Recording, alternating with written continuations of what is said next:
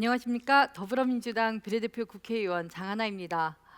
제가 대표 발의한 칼퇴근법, 제가 2015년 9월에 발의를 했는데요.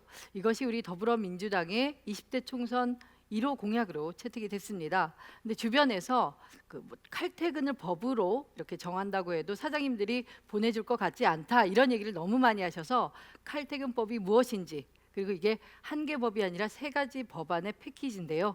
이걸 설명드리러 이 자리에 섰습니다.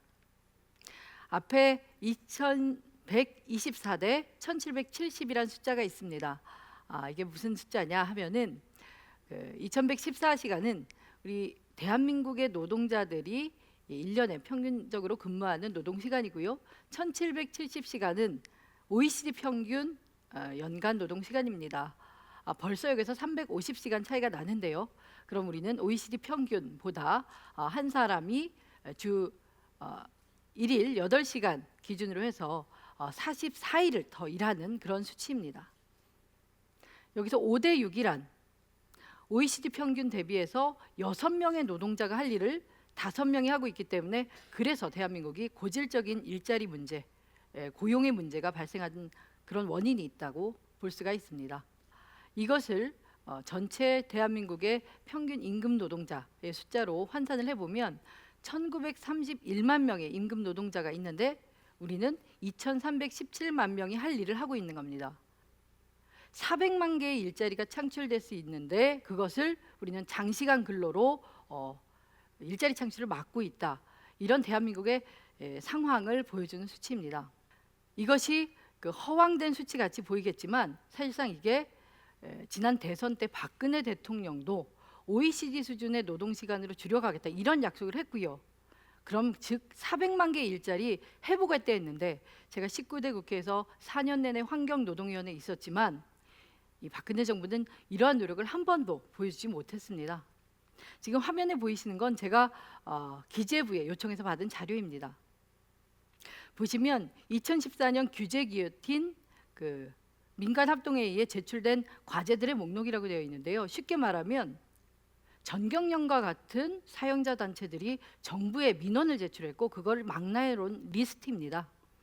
여기 보시면 기업들이 서비스 발전법을 꼭 통과해 달라, 기업 민원이라는 게 확인되어 있고요. 또 하나, 학교 주변에 호텔 좀 건립하게 해달라, 이것도 전경련의 민원 사항입니다. 다음 페이지를 보시면 소위 박근혜 정부가 얘기하는 노동개혁, 일자리 만드는 노동개혁에 대해서도 전경련이나 경총이나 중견련 같은 재벌 대기업 사용자들을 위한 단체들에서 정부에 요청했던 사항이라는 게 이 문서에 고스란히 나와 있습니다. 그렇기 때문에 우리 더불어민주당은 노동약자, 비정규직, 그리고 일자리 갖지 못한 청년들을 위해서 이런 박근혜 정부의 노동개혁을 필사적으로 막고 있는 것입니다. 우리 정부의 문제는 여기 있습니다. 현실을 왜곡하고 숨기는데 급급하다는 것인데요. 고용노동부는 우리 노동자들이 평균 47시간 근무한다, 이렇게 측정을 해놓고 있습니다. 그런데 노동부 산하의 한국고용정보원 국책연구기관에서는 54.1시간. 왜 같은 정부기관이 이렇게 다른 시간을 내놓고 있는 것인가 보았더니, 우리 노동부가 노동시간을 노동자들한테 물은 게 아니고 각 회사의 인사 담당자한테 묶어서 그거를 정부의 어떤 공식적인 통계 자료라고 그렇게 얘기를 하고 있는 겁니다. 반면 한국고용정보원은 실제 일하고 있는 노동자, 제조업 근로자들에게 물었습니다. 그랬더니 여기에서부터 현실은 왜곡되기 시작했습니다. 그럼 이제 칼퇴근법 말씀을 드리겠습니다. 박근혜 정부가 노동시간 단축한다고 해놓고 노동시간을 느리기에 급급하고 비정규직을 만드는데 혈안이 되어 있는 지금, 우리는 진짜 노동시간 단축과 진짜 일자리 만들기 얘기하지 않을 수 없었습니다. 그 첫 번째가 근로시간을 기록하는 겁니다. 사장님들한테 6시 땡 하면 퇴근시켜라, 이렇게 못합니다. 하지만 우리가 정시 출근하지 않으면 회사로부터, 상사로부터 혼도 나고 징계도 받고 그렇지 않습니까? 그렇다면 나의 퇴근 시간은 누가 기록을 하는가? 역시 회사가 기록하도록 하는 겁니다. 그러면 칼퇴근을 시키든지 아니면 연장 근로에 따른 수당을 법에 따라서 줘야겠죠. 그렇게 하면 더 이상 회사가 야근시켜서 거기서 수익을 빼먹는 그런 일은 없어질 것입니다. 여기에 포괄임금 제한이 들어갑니다. 포괄임금이라는 단어가 조금 생소하실 수도 있는데요. 예컨대 나는 몇 시간 일해서 얼마 받는다 이런 계약서가 아니라 뭐 야근 수당, 뭐 특근 이런 것들을 포함해서 월 얼마를 받는다라고 두루뭉실하게 뭉뚱그려 놓은 계약서가 포괄임금 계약입니다. 근데 그런 걸 못하도록 해야지만이 마치 그 사장님들이 노동자들을 자유이용권으로 사용하는 것처럼 하는 이런 관행도 없앨 수가 있습니다. 또 하나, 지금 그 노동시간을 공시하자는 얘기를 하고 있는데요. 기업들이 일정 규모 이상 대기업들이 평균 노동자들의 노동시간을 공시토록 해서 이 회사가 장시간 근로를 너무 많이 유발하는 게 아닌가, 그로 인해서 일자리 창출을 막고 그런 사회적 책임을 다하지 않는다는 것들을 공표하도록 하는 겁니다. 그리고 마지막으로 거기에 따라서 장시간 근로를 유발한 것에 대해서 부담금을 내도록 하는 겁니다. 그래서 근로기준법, 그리고 고용정책기본법, 그리고 부담금관리법 이렇게 패키지로 묶어서 칼퇴근법이라는 이름을 지었습니다.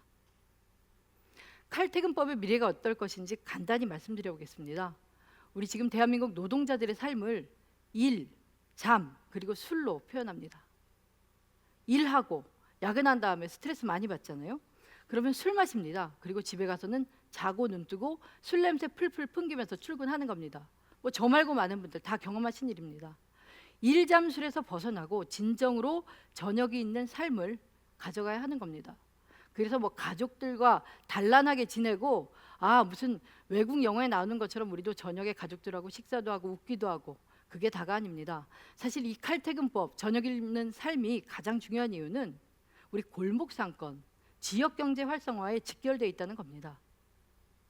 적당한 시간에 퇴근을 하고 집으로 와줘야지만이 지역에서 동호회 활동도 하고 동네에서 가족들과 여가도 즐기고 그러면서 지역경제가 활성화됩니다. 소위 강남에서 종로에서 퇴근하고 쓸 돈이 내 동네로 돌아오는 겁니다. 그래야지 자영업자분들도 사는 겁니다. 이 칼퇴근법에 대해서 작은 구멍가게 하는데 편의점 하는데 우리 칼퇴근 시키면 나만 더 일하고 자영업하는 사장님들만 힘들 거 아니야? 이렇게 없는 서민들끼리 경쟁과 갈등을 부추기는 것은 칼퇴근법에 대한 왜곡이고 호도입니다. 칼퇴근법이야말로 골목상권을 살리고 우리 자영업자 그리고 노동자들, 서민 중산층들이 다 같이 웃을 수 있는 하나의 해법, 유일한 해법이라고 봅니다. 그렇기 때문에 우리 더불어민주당은 20대 총선에서 반드시 승리해서 이 칼퇴근법을 실현하고 이것으로써 정말 선순환적인 구조, 그런 경제, 그리고 사람이 있는 경제, 그리고 내 주머니에 실제로 도움이 되는 이런 경제 보여드릴 것이라고 약속을 드리겠습니다. 저도 국회의원이기 이전에 청년 비정규직 노동자고 또 일하는 엄마로서 이런 칼퇴근법이 정말 절실하고 우리 청년 세대들 20, 30, 40 이 칼퇴근법에 정말 반향이 있을 거라고 그렇게 생각을 합니다. 이상입니다.